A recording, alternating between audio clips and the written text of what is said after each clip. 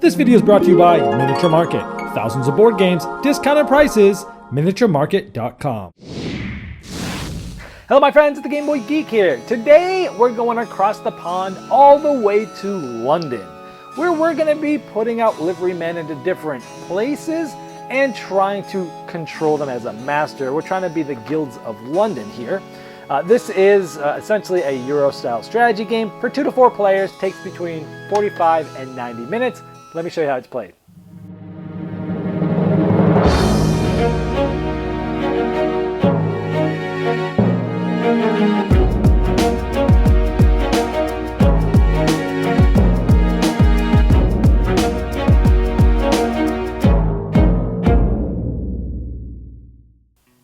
Guilds of London is essentially an area control game where you'll be playing cards to manipulate your pawns, which are liverymen, and you're trying to gain control over certain tiles.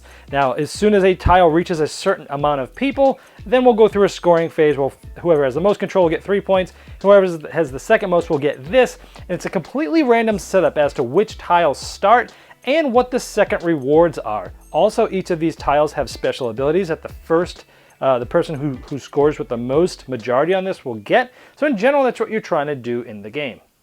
Now each player is going to start with 6 cards. These would be secretly in your hand. You'd also get a bunch of goals to choose from, and you'll pick one of those. It'll be a secret goal. For example, right now, I'll get 2 points for every tile that I have won that has that yellow scythe type of logo on it. Now each of these cards have multiple uses. Number 1, you can use them to move some of your liverymen to certain places. For example, this one has the scythe and it's yellow. This one has a crown, it's purple. I could discard one of these cards and move one of my liverymen to one of the places that has that logo. And by the way, you're playing as many cards as you want on your turn. So let's say I played this one. Now let's say I was the green player. I could take one of my liverymen from the Guild Hall of London and move it to any of the ones that has that logo on it, and then I would have discarded that card. If I want, I can actually just turn around and discard any card to add one of my liverymen to the guild hall. So let's say I wanted to add some more people. I would have discarded that card and moved a guy from the supply, which I have many of, and put it into the guild hall, where now they can be unleashed to other places. You can invoke a special action on the card. In order to do that, you have to pay the cost. Now, how we pay the cost is essentially you can take any card. All the cards are worth 1 gold. So if this one, if I wanted to enact this, I would place it down in front of me and I would pay this to the discard pile saying that I paid 1 gold. Some of them are free and some of them are actually end up being more than 1 gold. Like for example, the one we just threw away, you would need to use 2 discards that have gold for that. But in this case, I will discard this for a gold and I will put this down in front of me. And what this means is there's a lot of symbology in this game. This says for the rest of this turn, anytime I move one of my liverymen, I could put it onto the plantation instead. I'm going to show you that in just a moment. So let's say I played this, and then let's say I used this card and I was going to use it as a move. So using this special ability, I'm using this to move, but I can move him to the plantation instead. So I would discard this and I'd move a guy to the plantation. Let's talk about that. So outside of where all the tiles are, there's a whole nother board called the plantation. I'm going to move someone there to take a closer look. Now here I have one here. Now notice that the plantation has some points here. At the end of each round, we're actually going to resolve all the tiles that are in the game. But at the end of every 3rd round, you'll notice it's darkened. This means we have a growth phase. And at the end of the growth phase, whoever has the most is going to get 7 points here. Whoever has the second most is going to get 3. And then I'll go over some of the details there later. But this tile actually can be flipped either way at startup to give you different bonuses depending on how you want the game to go.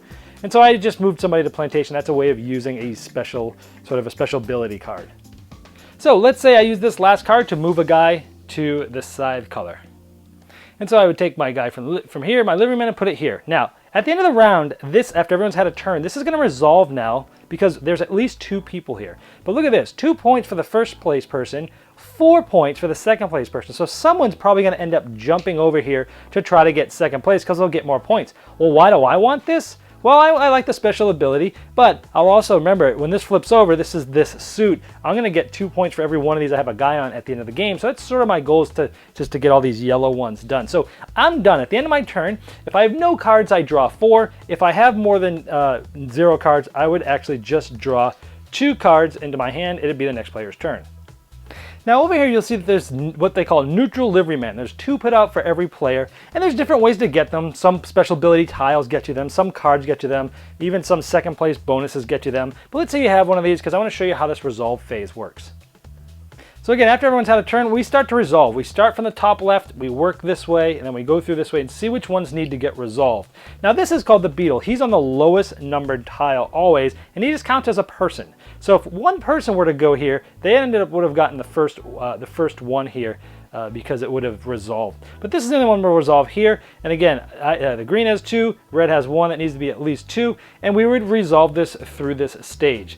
The first thing that happened would be what's called a negotiation phase. Now, going in turn order, they have a chance to what's called negotiate, which is you can place one of these neutral, or you can replace one of the guys on there with a neutral. So let's say green, I was first in this round. I didn't want to do anything. Red had one of these. They could kick one of my guys off. It would go back to the guild hall. And now this is a neutral guy, nobody's winning. And if nobody's winning, this would not resolve this round. So these are pretty mean ways to attack other people. This would then go back to the board where people could get them. But let's say that didn't happen. I wanted to show you that that's a possibility. Those neutral liverymen can be pretty mean. Then we look through the vote, and yes, green has more. So green would get 2 points, and they'd get to enact this special ability, this tile, which essentially hires 2 more liverymen to the guild hall. And then this player would get 4 points. This player would keep this front on. There's some end game bonuses that get you stuff for how many of these you have. This would now flip over, and this player would put one of his guys here. He is now the master. And remember, one of my secret goals was to have 2 points for every one of these. The other ones that were taken off would go back to the guild hall to be used for later. Now that would be the end round because we resolved all the other tiles. None of them had to go. And then turn order gets changed at the beginning of the next round. First place always goes first, then second place, then third place, because going last is very important because you can do everything you need to do. Now, that'd be the beginning of the second round. Now, at the end of the third round, after the normal scoring, we do this what we call plantation scoring, as we talked about. So let's say it looks something like this. Now you'd go through normal negotiations, so if somebody wanted to use the neutral liveryman to kick people off, you could do that as well. And then we go here, let's say that didn't happen. Let's say it did. Let's say blue kicked one of his off like this. And then we have 3-2. Now 3 would get the 7 points here, and this player would get 3 points. If they were tied, they'd both get the 3 points. If you have first and then people are tied for second, nobody gets second. Then the first player is going to have to take 2 of these and remove them, and this player is going to have to take 1 and remove them. So it sort of helps it reset a little bit towards the end. Now at the end of each of the growth phase before the end of the game, at this point tiles would be added. They actually get added in certain spots, north, south, northeast, south, and west, depending on what round it is. But essentially 5 of these would get put in a 3-player game, or 6 of them in a 4-player game. And they essentially would come over here, and then they would come over here, and essentially this board would grow over time. And essentially this continues until the end of the 12th round with 4 players, or the end of the 15th round with 3 players.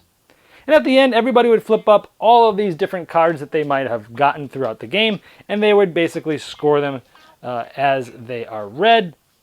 And then you'd get 1 point for every 2 orthogonally adjacent masters, and then whoever has the most points is the winner. And if you're tied, whoever has the most of these mayor cards wins. If you're still tied, it's basically you share the victory. All right, well, there's Guilds of London. Now, there are a lot of things that I did like about this game. A lot of times components are overlooked. They're top-notch. TMG always does a great job there. Artwork's awesome. It's clear. Now, the things I liked, there's many things. The cards. I like multiple action cards. I know it's a really popular mechanism out there where you have a card, you can do multiple things with it. And this thing you can do, I think, three things with each of the cards. Use it to move a guy in. Actually 4 things. You could discard it to move a guy, discard it to bring a guy in.